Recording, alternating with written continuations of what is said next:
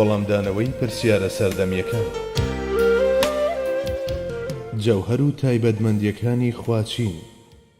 ئەڵڵا جیاوازە لە هەموو ئەو شتانەی دروستی کردوون، جا چه حەقیقی بن یاخود ڕێژەیی. مرۆڤیش لەم دنیا سنووردارەدا بیرکردنەوە و بینین و بیستنەکانیشی سنووردارن. بەڵێ ئەو شتانەی مرۆڤ لەم دنیایەدا دەیان بینێت نزیکەی لە ملیۆنێکدا پێنجە. ئەو شتانەش کە دەیان بیستێت بە هەمان جۆرە. بۆ نمونە دەنگێک نابیستیت دارەلەری لە چرکەیەکدا لە 20 هێرتز کەمتر بێت، بە هەمان شێوە دەنگێکیش نابیستێت لارەلەری لەسەر و 20,000 هێرتزەوە بێت. ئەمە پێمان دەڵێت کە هێزی بیستنی مرۆڤ سنووردارە و بەشێکی بچووکە لە ملیۆنان باش. مەودای بینینەکەیشی دووبارە زۆر تەسکە.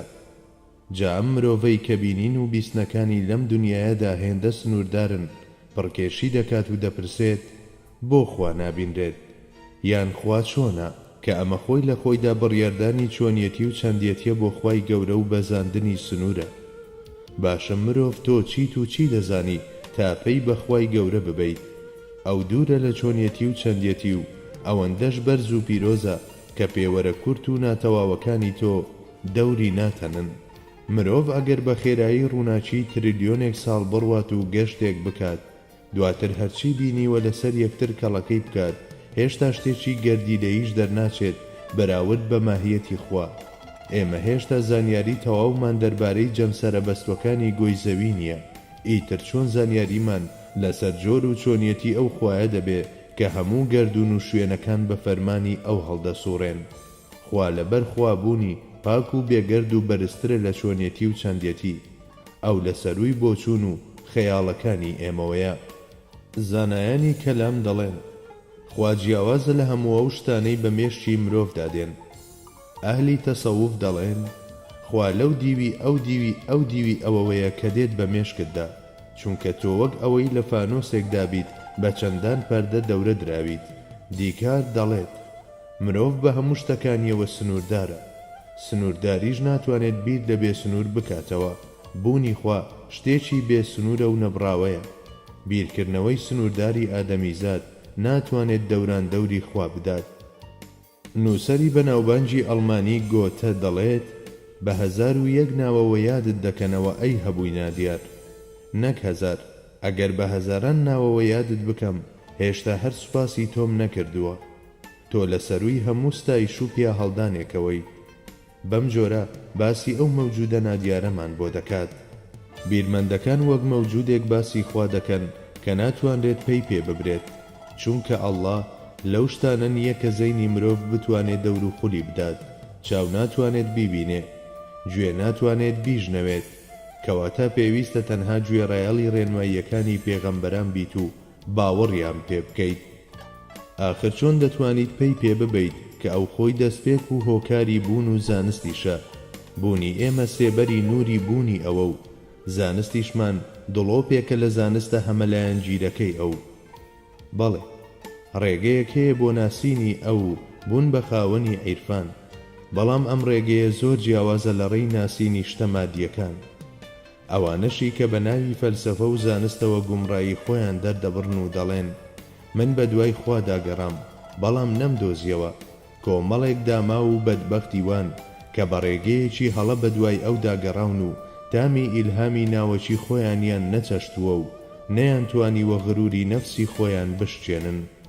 خوای گەورە خوایەکی وەهایە کە لە میعراجی دڵ و ڕۆحەکاندا لە ئاسۆکان و لە دەرونی خۆماندا بوونی خۆی پیشانی دڵ و ڕۆحمان دەدات و لە قوڵاییەکانی ڕۆحماندا تامی پێویستی هەبوونی خۆیمان پێدەچێژێت. ئەم هەستە ویژدانیە کە بناغەی پتەوی هەموو زانستەکانمانە لە هەموو عەقڵ و ئیدراک و بیر و زانستە سنووردارەکانمان بەهێزترە.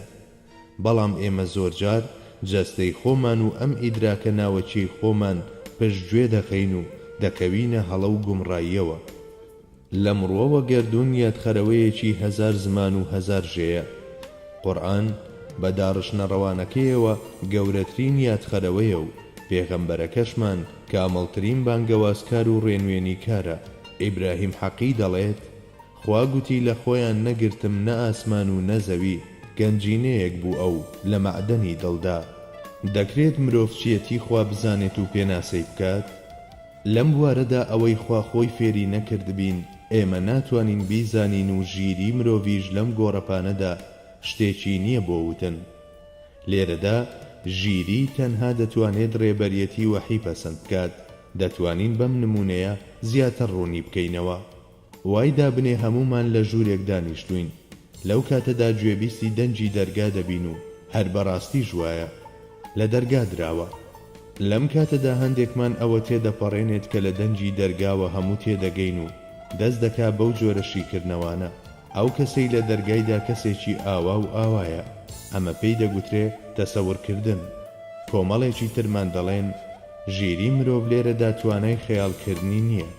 ئەوەی دەکەوێتە سەر ژیریمان بریتیە لە پشت ڕاستکردنەوەی ئەوەی کە کەسێک هەیە لە دەرگا دەدات، بەڵام دیاریکردنی ئەوەی کە ئەو کەسە چۆنە و چۆن نییە دەکەوێتە سەر ئەو کەسەی لە دەرگاکەی داوە.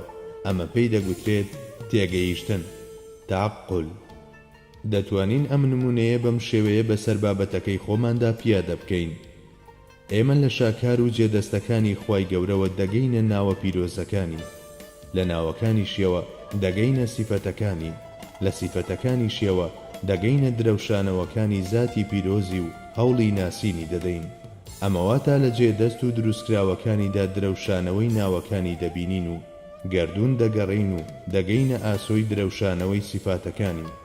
بەم جۆرە لە غەیبەوە دەگەینە جیهانی بینین و هەتا چێژی بینینیشمان زیاتر بکات بە درەوشانەوەکانی زاتی پیرۆزی پتر سەرمەست و بێهۆش دەبین.